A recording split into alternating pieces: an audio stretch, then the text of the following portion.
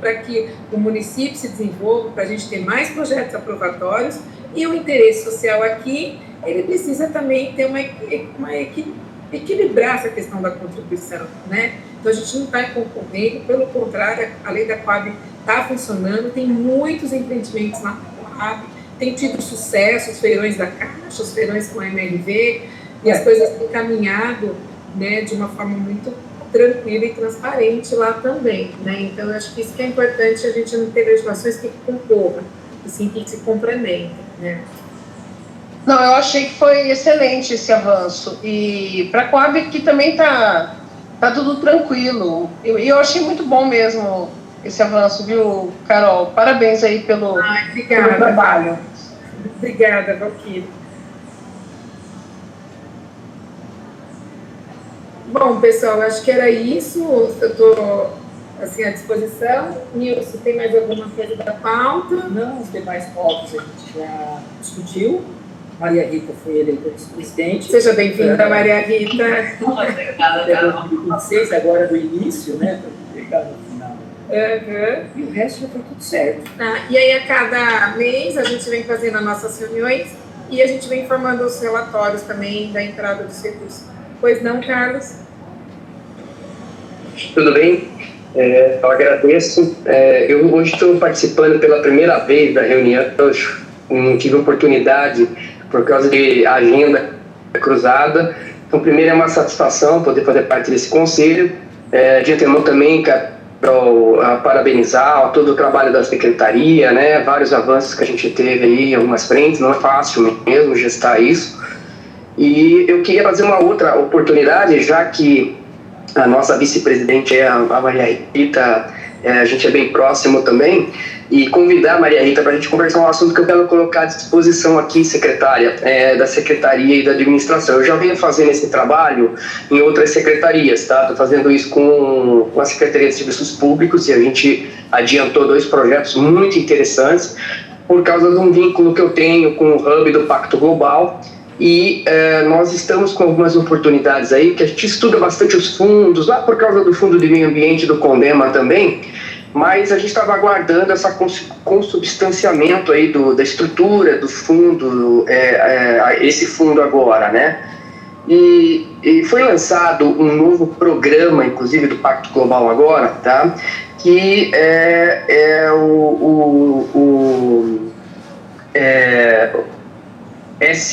eles chamam de EDG, tá? EDG City Certifications, tá? São 3 níveis de certificação para as cidades.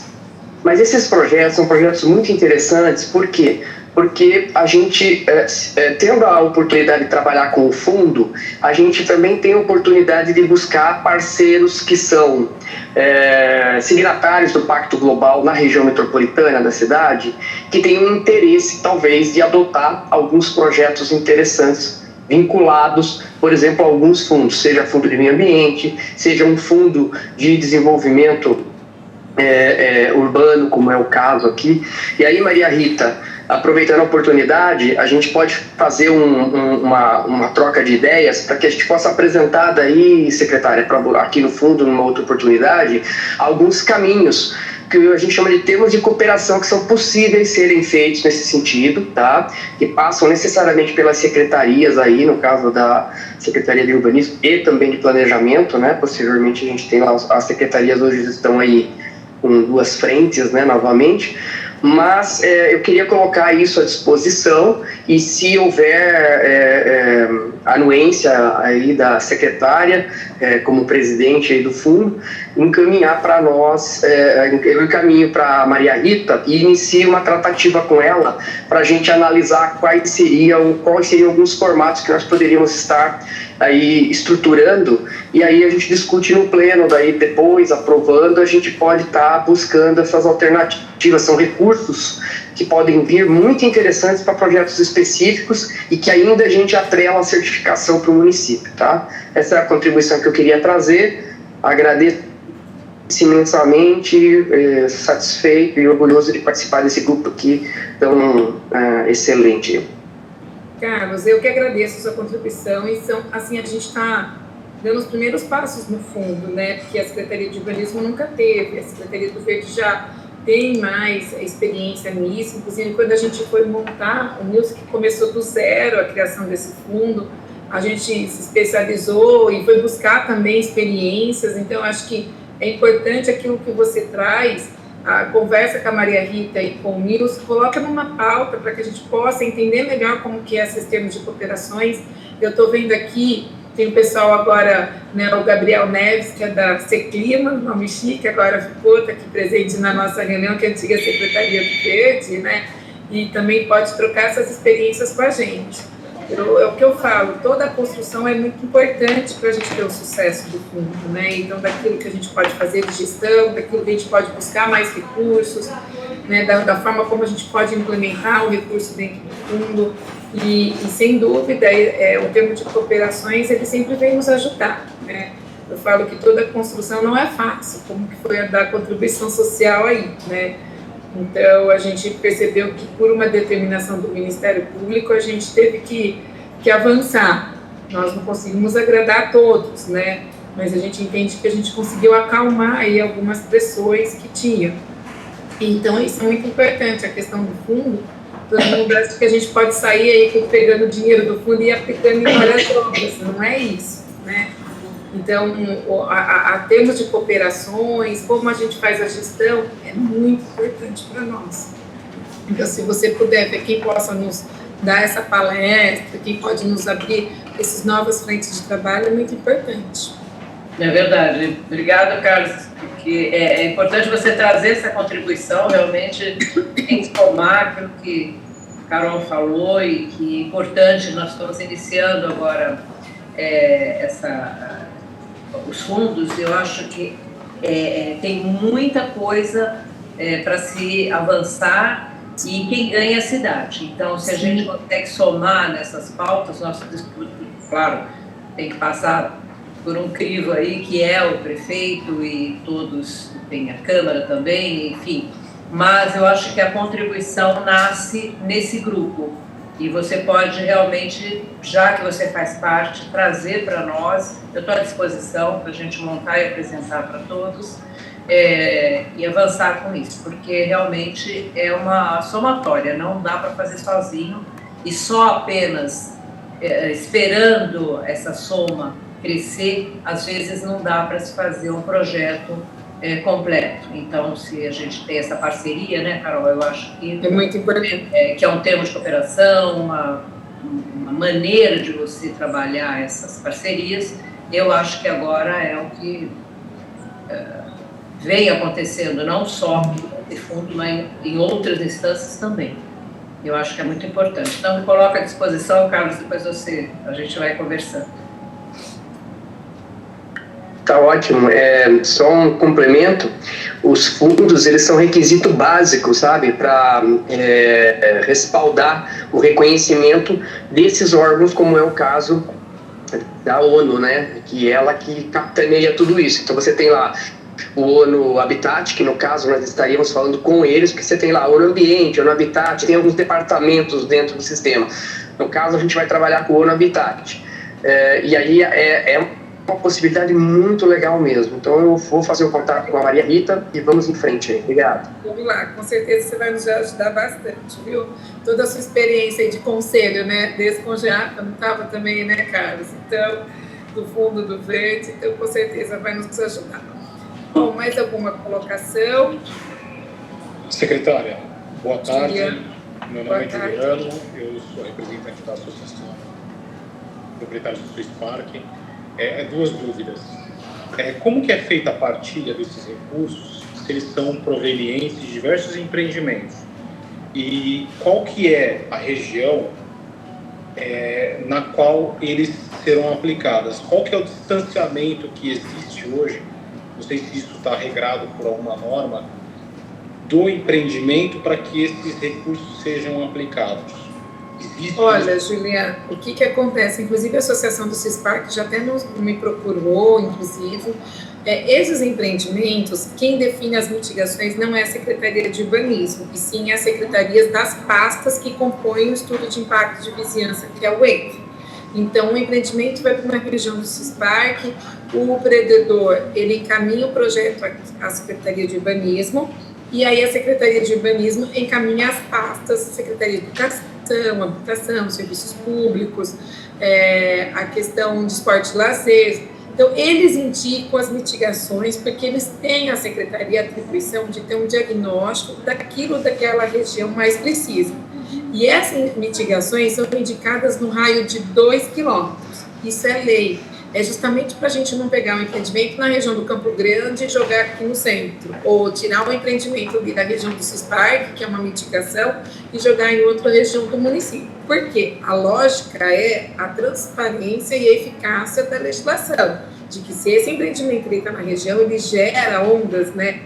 Ele gera os seus impactos naquela região que se propaga ali num raio de 2 quilômetros, pensando na mobilidade, na cidade de 15 minutos, né, na questão de circulação de pedestre, até onde a pessoa vai levar seu filho na escola. Então, tem todo um conceito urbanístico na exigência do raio de 2 quilômetros.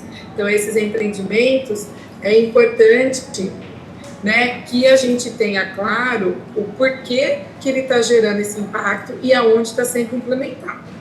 Então, essas são as secretarias que indicam. E aí a gente faz o quê? Divulga essas mitigações, é um parecer técnico, e este parecer técnico é publicado no Diário Oficial.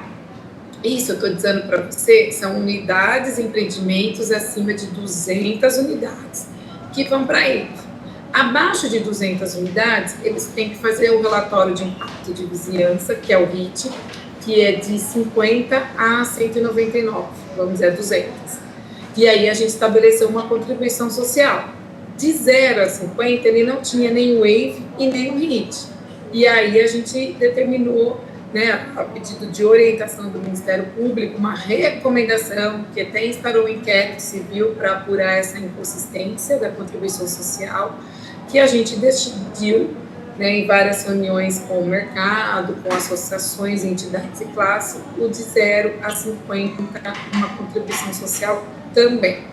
Mas não tem o RIT, não tem o relatório de impacto, porque são poucas pessoas que moram naquele edifício, que geralmente são edifícios de alto padrão, né, 48 unidades, 32 unidades, enfim. Então, a região do CISPARC, a qual você representa, que você citou aqui, essas são regiões que estão recebendo empreendimento e as mitigações têm que ficar nesse raio de 2 quilômetros. Perfeito, secretária, compreendi. E esse valor que é proveniente dos empreendimentos, ele vai para o mesmo fundo que todos os outros empreendimentos geram contribuição, fica nesse mesmo fundo.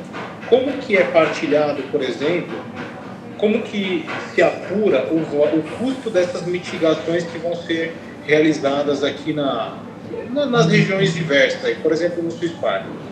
É o valor integral da contribuição que sai do empreendimento ou é um percentual que vai ficar no CISPARC e isso daí depois é partilhado? Isso. Vamos lá, eu vou dar uma capacitada aqui, depois se precisar a gente volta a fazer uma reunião mais detalhada. Hoje, quando é acima de 200 unidades, é até 5% do custo de obra. Então, se você tem um empreendimento que chega a 250 unidades, geralmente o custo de obra dele gera uma mitigação de 1.300.000, 2 milhões. Esses 2 milhões, eles são convertidos em obra, não vai para o Fundo Municipal de Desenvolvimento Urbano, porque ele é um RIF. Então, é firmado um TAC, um termo de acordo de compromisso com o empresário, ele dá uma garantia, que pode ser uma carta-fiança, um calcionamento, enfim, ele dá uma garantia na gestão e controle, que faz a gestão dessas garantias, e o processo é elaborado pela Secretaria de Justiça, uma minuta de TAC, que é termo de acordo de compromisso, a qual estabelece um cronograma que, antes do ABITS, essas mitigações têm que ser cumpridas. Quais são as mitigações? Aquilo que a equipe técnica concursada das secretarias indicou. Então, a educação indicou a construção de uma creche, INDEC, a questão de um posto de ponto de ônibus, ou uma sinalização horizontal e vertical. Saúde indicou uma reforma de um banheiro. Essas mitigações, elas são feitas indicadas pelas secretarias e também calculadas o valor do custo de obra por cada secretaria. Nós, do urbanismo, não entramos no mérito de custo, tá? E aí é feito um TAC. E aí, antes de eu liberar o habite das construções, o TAC tem que estar cumprido. Isso é cláusula do TAC, tá? Quando é menos de 200 unidades, esta contribuição social vem para cá, a qual você faz parte desse fundo.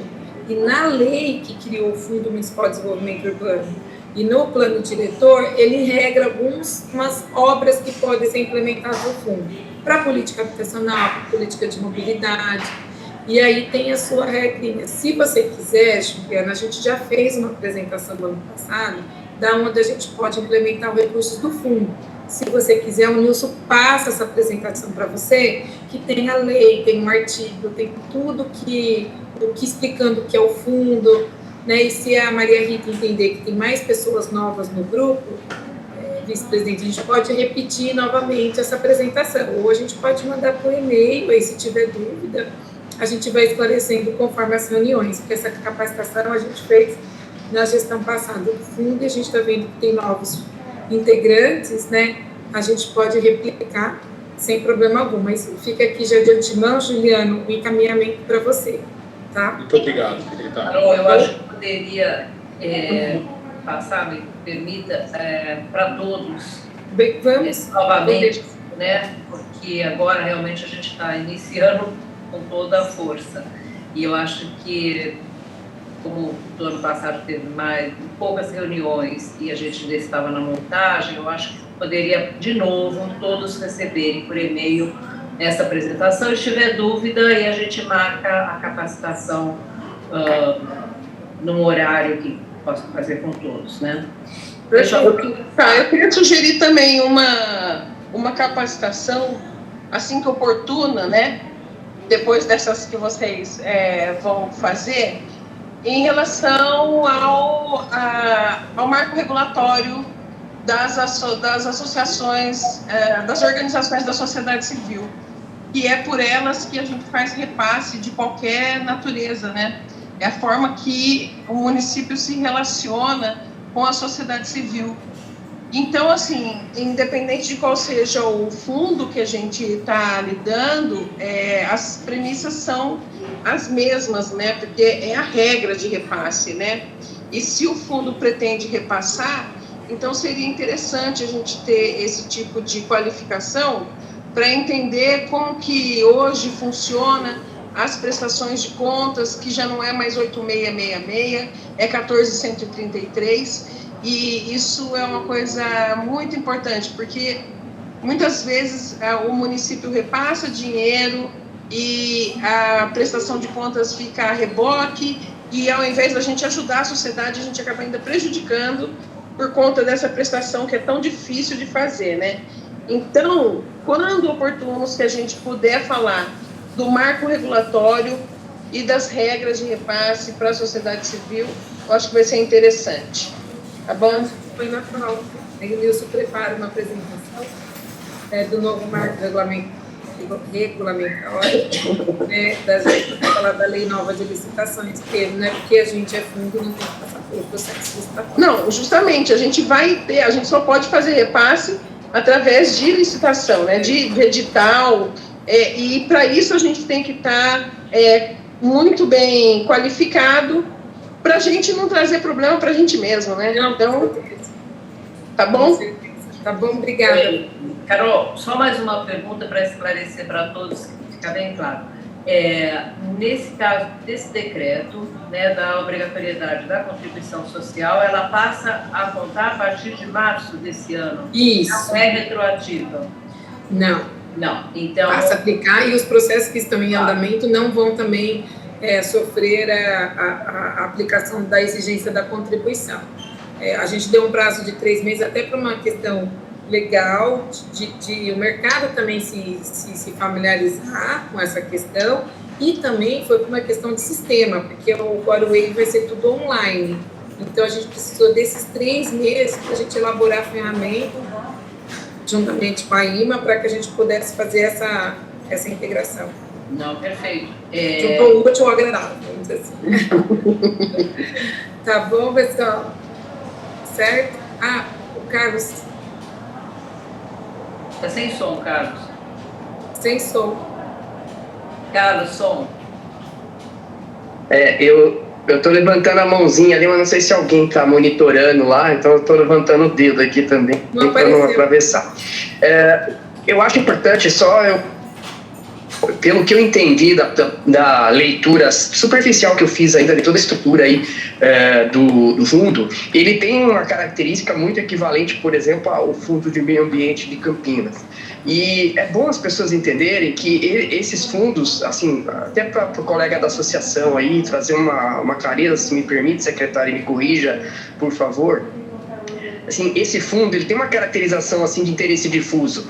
Então ele não é um fundo onde, por exemplo, se determinado empreendimento contribuiu com aquele X% e aquele X% do empreendimento dele equivaleria a tanto de dinheiro, isso não quer dizer que necessariamente o recurso do fundo, nos termos de referências que vão ser lançados para editais de projetos, vão para atender especificamente a contrapartida daquela região. Por quê? Como a secretária colocou muito bem, o TAC anterior do órgão ambiental, ele já coloca as condicionantes, as contrapartidas, as compensações dentro do âmbito do urbanismo e do planejamento lá na frente, na obra, no EIV, no EIA. Então, isso não tem nada a ver com essas compensações. Não impede, que é isso que a Valquíria trouxe, que eu acho que é importante, mas esclarecer um ponto. Não impede que uma associação, identificando uma demanda local daquela região, possa encaminhar, como membro, inclusive, do conselho, ou representando, né,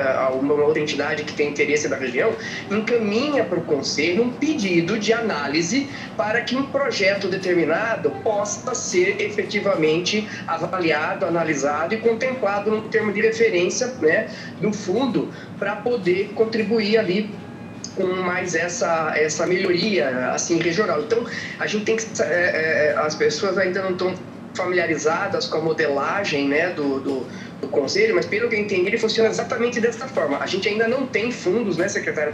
Tá começando a ter, né, vai começar a ter, né, até ter recurso suficiente para que se possa, a gente poder estar lançando os termos de referências. A gente tem duas etapas. A primeira, o próprio planejamento da secretaria e desse fundo aqui, que vai analisar com a secretaria demandas que sejam pertinentes do fundo, pegar e falar assim, vamos desenvolver tal projeto com esse recurso do fundo, que vai trazer tal melhoria.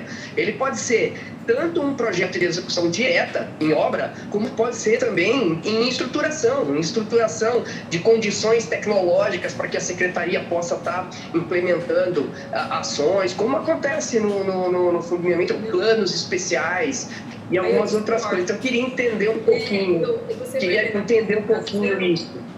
Não, então, Carlos, é um pouquinho como a Fundap, né, Valquíria? O Fundap, quando você tem uma obra de intervenção dentro de uma ocupação, dentro de um núcleo, uma obra de infraestrutura, você pode submeter ao Fundap fazer. O nosso fundo não está previsto, Alexandre, a questão de reestruturação de secretarias, de compra de equipamentos, software, porque um pouco o Verde faz isso. Obras públicas, habitação, mobilidade, desenvolvimento urbano da cidade, não desenvolvimento da secretaria. Embora a gente saiba que esses equipamentos ajudam no desenvolvimento, na agilidade de alguns processos, mas o fundo não previu recursos para reestruturação de secretaria, desenvolvimento de software, um pouco que às vezes o fundo do Verde faz, né? Porque ele tem essa prerrogativa. O nosso não. Então, depois eu vou te passar todo o material, é bem para direitos difusos, no sentido de interesse público, que justifica aquelas obras a serem licitadas dentro dos itens que o plano diretor já estabeleceu. Entendeu? Então, a gente, inclusive no plano diretor, a gente discutiu muito isso, né, de trazer uma transparência naquilo que o fundo tem de importância. Né, de trazer obras e melhoramentos de infraestrutura urbana, desenvolvimento de projetos urbanos, a reestruturação de uma secretaria, a compra de equipamentos, de software, isso tem que estar dentro da LOA e do PPA da secretaria. Né, o empresário não pode trazer esse ônus para ele, uma coisa que é na ineficiência nossa em fazer a gestão do nosso próprio recurso público na administração. Então, o empresário, quando ele contribui socialmente, ou quando ele destina um recurso dentro da outorga onerosa, é para desenvolver a cidade, a função social da propriedade, aquilo que o Estatuto da Cidade estabelece. E a gente teve várias audiências públicas discutindo essa questão e realmente, dentro do plano diretor, trouxe essa atribuição.